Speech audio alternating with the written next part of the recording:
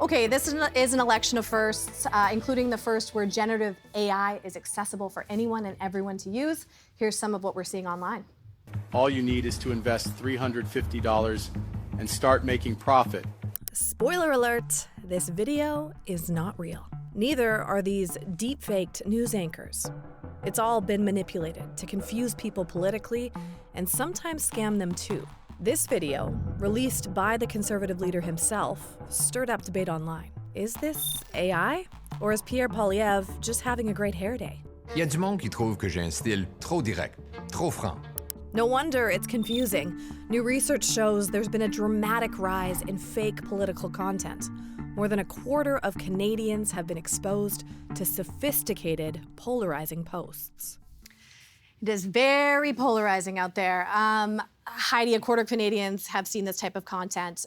Of course, Canada isn't the first country that's going through an election. Last year was a historic year around the world. 72 countries went to the polls. And you looked at AI, generative AI, and how it affected those elections. You know, what did you learn from that? So the good news is that we didn't find any cases where we think that Gen AI changed the results of the election. But that doesn't mean that its use isn't concerning. Basically, what we found, it just lowered the barrier to entry for a whole host of tactics that people were already using, everything ranging from deep fakes to scams, etc. Things that would have taken 10 to 20 people a day or two, now it's taking one person a few minutes. So it's really quite pervasive, even if it's not necessarily yet super persuasive. You know, a lot of that content I laugh at when I see it online. Like, it's kind of hilarious sometimes. What is the fear when it comes to making an informed decision when it comes to these types of videos? So there's a couple of fears. One is that it will overwhelm accurate and reliable content. So you're mostly just seeing AI slop rather than high quality information. So that makes people have much more trouble to actually find the information they need to make their decisions about who they're going to vote for. Another concern that we had is around deep fakes being used to harass specifically female political candidates, potentially driving them out of office or making them not want to run in the first place. So those are just a couple of the ways in which, even if you're not persuaded by it, it can still have all sorts of deleterious effects. Well, speaking of fake content, it's not just video content out there. Take a look at this.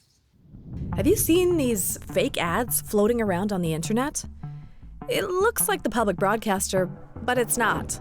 A CBC investigation found the elaborate hoax tied to schemers in Canada, the Netherlands, and Russia lured people toward quantum AI, a well-known scam used to trick people into believing outrageous lies about candidates and then steer them towards shady investment opportunities. Now, more fake ads have emerged, trying to dupe Canadians around tariffs. Alex, why go through all the hassle to recreate, a website? Like, what's the underlying goal here?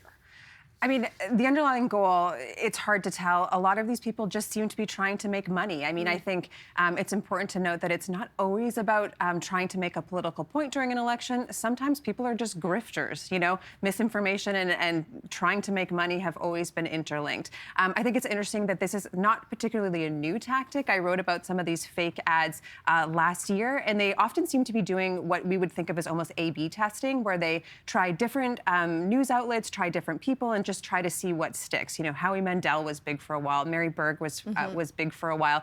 During an election, of course, they're doing it with politicians, and that just takes on so much higher stakes in the sense that they want to potentially make money, but in the same stroke or in the same tactic, they're undermining trust in terms of what people are able to learn about the election. It just makes it so much harder to know what the politicians are actually saying, what they actually believe, and to get the information that you need in order to make an informed vote.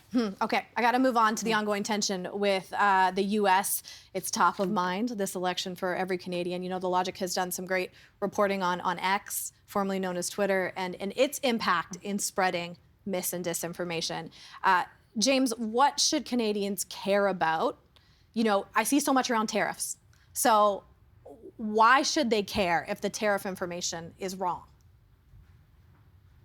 They should care because it's probably the biggest election issue, right? And specifically with regards X, people shouldn't forget who owns X, and also the big platform changes that have been made to X since it stopped being Twitter. It's become a very effective means of promoting certain kinds of messaging, whether you're on the right or the left-hand side of the political divide, and Lord knows that's getting more and more polarized by the day, the information that networks like X are presenting is increasingly distorted.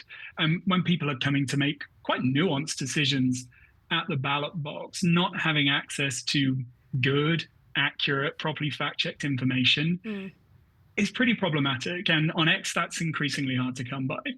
And we see on social media platforms, you know, the paring back of fact checking, the community notes, which can be anybody with any kind of motive, right? James, how is the content on X specifically being boosted?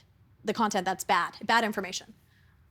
Yeah, we've used the word slop a couple of times, and I think X, as much as Facebook, is the good example where slop has really taken hold. And when we say slop, we mean very, very easy to create images, videos, fake news articles, text, the kind of thing that would have taken a team of people several days now takes someone a couple of clicks of a button. So what we're seeing is bots. Big networks of bot accounts that are boosting certain messaging. So when Trump says that he wants to make Canada the 51st state, we can see a network of bot accounts on X jumping into replies, trying to get hashtags trending, trying to make it look like there is more of a discussion or more support for that idea than there actually is. And I think someone said earlier that, you know, they see this kind of content and they almost laugh because it's so hard to believe.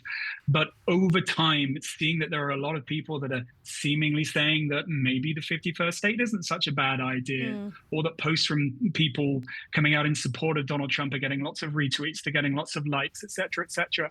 Over time, it's quite hard to tell what's genuine support for an idea and what's being boosted artificially. And particularly on a network like X, which is owned by Elon Musk, who has very clear politics these days, it's very dangerous to believe that what you're seeing hasn't been altered in some way.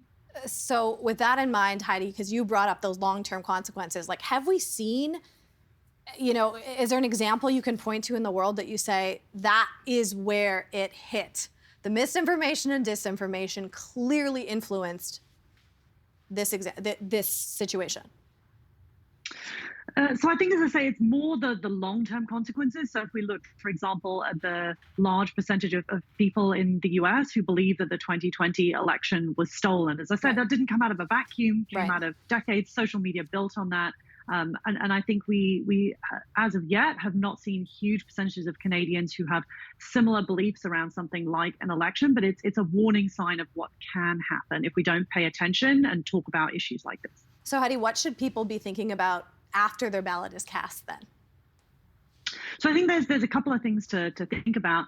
One is just the good old-fashioned advice of getting your news from a whole host of different sources. So then even if you weren't aware of the Facebook news ban, if you're getting your news from a whole host of different places, that's going to mitigate the effects of that. The second is being aware of the point that Alex made, that a lot of things that are happening on social media are advertising, potentially scams to try and get your money. So being aware there might be other financial motives for why people are putting up different types of news. And then I think that the third is recognizing that social media shouldn't be your sole source of information. Try to get it from other more traditional news outlets as well. I've got 30 seconds. Alex, advice for Canadians. We're in a moment right now where people are hyper aware of where the things they purchase come from. When you look at a list of the top social media people consume, the top Instagram influencers, TikTokers, it's predominantly American. And so I would just throw out there that at this moment, it might be worth considering where your information comes from as well. James, advice. I think that's an absolutely brilliant point. Be aware of what information you're not getting because of things that you might not be aware of. So where you can get direct access to information you can trust, just go direct to the source. Go direct to the source. We talk about it a lot on our show. Great to have you all here. Thank you for your insight and expertise. Thanks for having us. Thanks.